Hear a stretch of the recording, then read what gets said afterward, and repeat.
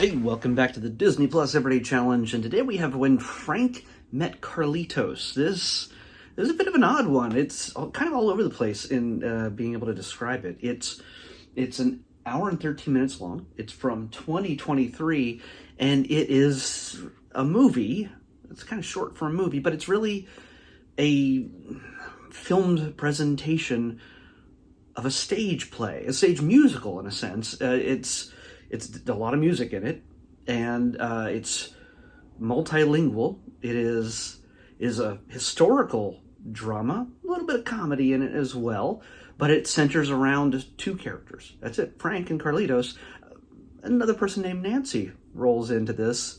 If you know who Frank and Carlitos are, and Nancy, then you already know what the story's about.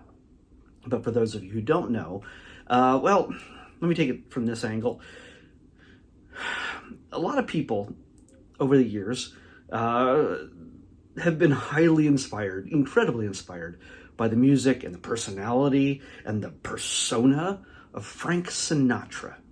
Yeah, that's the Frank in this story. But where did that all come from?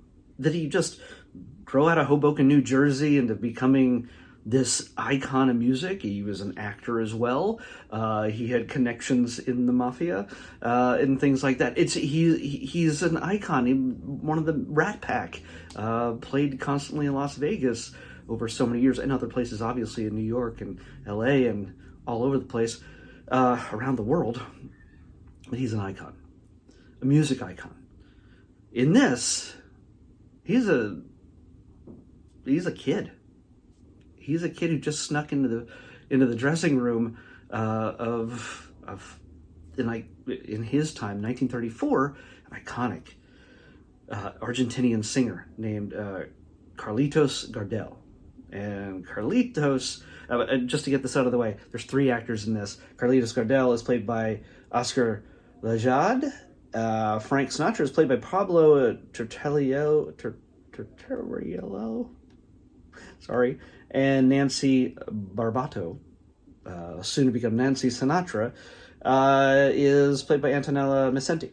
Now, this, like I said, it's all over it's not chaotic in its storytelling. It's just there's a lot going on here. This is like a multilingual musical. I don't know how. I know people can appreciate it without having subtitles, but I needed to turn on the subtitles. I don't know Spanish, especially Argentinian. There's dialects and things like that, and there's part of that is played out between the two characters, between Frank and Carlitos. They kind of understand each other in certain ways. They translate as best they can between each other. But if you watch this in say if this was Broadway or off Broadway or somewhere where you were watching this musical, man, you wouldn't have the benefit of the subtitles. If you didn't know both languages, you might be lost in a little bit of this. So turning on the subtitles, first of all, if you're going to watch this and you don't know one or the other language, I'm guessing if you don't know Spanish, if you know English, you're probably listening to me right now telling you this. If you don't know English, you don't understand anything I'm saying. So yeah, and I don't think I have a proper translation set up for this. So anyway, you get a musical that is performed in two languages. We get a Frank, as I said, sneaking backstage, finding his musical hero, Carlitos, hiding from we don't know who just yet at the beginning of the story. But through this meeting, through this collaboration of sorts, Carlitos sees a bit of a kindred spirit in young Francis, who has a very long name. Sinatra is only one of them. He's partially Italian. He's also a boy who he's a young man. I don't want to say he's a boy. He's maybe a late teens, early 20s in 1934. He delivers things for some Italians from Sicily. That's what he does. He picks up and delivers things. Carlitos has some opinions about that. Probably best to get out of that business. But Frank expresses, I want to become a singer. I want to understand what makes you you. And through the story, we get to discover little tidbits. If you know who Frank Sinatra is, his look, his sound, his what he sings about. New York, New York. Just different things like that. Can you imagine if he had sung Hoboken, Hoboken? That might be a little bit different. Might have had a different career. Don't know. But he gets a lot of inspiration from Carlitos, and we get to see each of those things. And this is a story that may or may not have happened.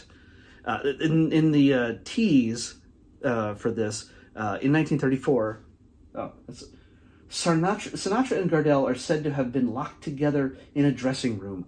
Are the rumors true? Now, this teases, depending on where your mind goes with that question, that teases like, were they romantically involved?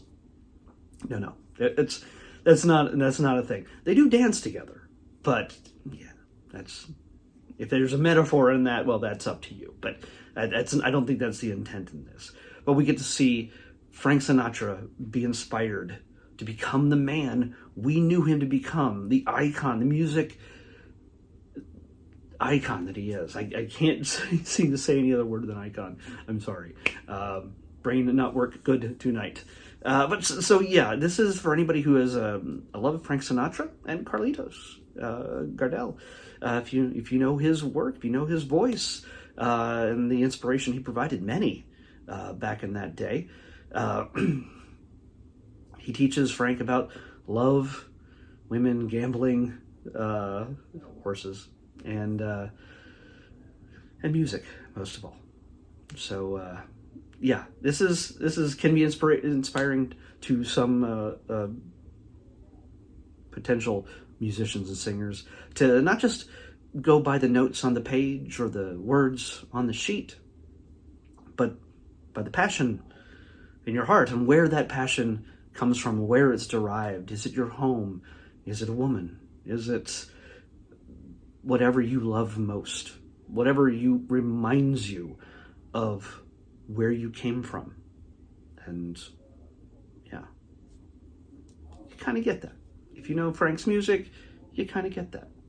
So yeah, if you're a big fan of Frank Sinatra, and you want to get a feel for a possible origin story for everything down to the fedora. Yeah, that he is iconically seen wearing. Iconic. Again, I can't stop saying iconic. Sorry.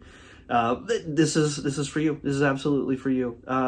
If you have a trouble needing to read subtitles, again, a lot of the time the subtitles fail in the sense that man continues singing in Spanish, man continues singing in English, woman singing. It doesn't translate the lyrics. Sometimes it does. Sometimes it doesn't. But I think the intent and the purpose of the song comes through. So hopefully that's enough for those of you who watch this. But other than that, if you have no interest in musicals, if you have no interest in the history or the person of Frank Sinatra, this is not going to do anything for you. It's not going to go, oh my gosh, I think I need to check out who Frank Sinatra is. Anybody my age or older knows Frank Sinatra. Anybody younger than me probably has very few understandings of who he is, for the most part. Unless you had like musical parents who really shared the classics with you. So anyway, I say it's worth checking out. But and it is also, by the way, performed completely on a stage. The stage does change around and things like that.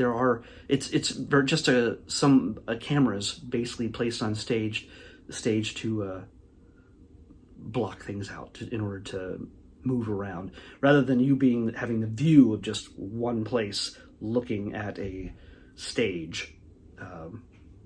The camera moves in and out of the space, so without revealing that it's a stage set, but you realize it is. That made this video about 2 minutes too much longer than it needed to be. Let's pick tomorrow's episode. 186. Wonder why it chooses that color. What's with the colors? I didn't program that in. 186. Oh, wow. This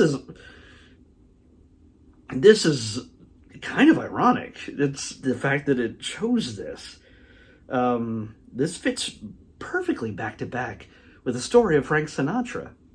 This is, I think, a documentary series. Yes, we're going to continue with documentaries. I'm probably going to watch, I don't know if this is a full movie or if it's just a single series of episodes or not, but we're going to watch at least one episode. It is definitely very different than pretty much any other documentary that we currently have. It's more historical than anything, but fitting in with the theme of Frank Sinatra and some of the choices he made when it came to business and friends. Well, this is Mafia Confidential. Should be very interesting. Mafia Confidential is what we're watching next in the Disney Plus Everyday Challenge. I'll see you back here tomorrow with that.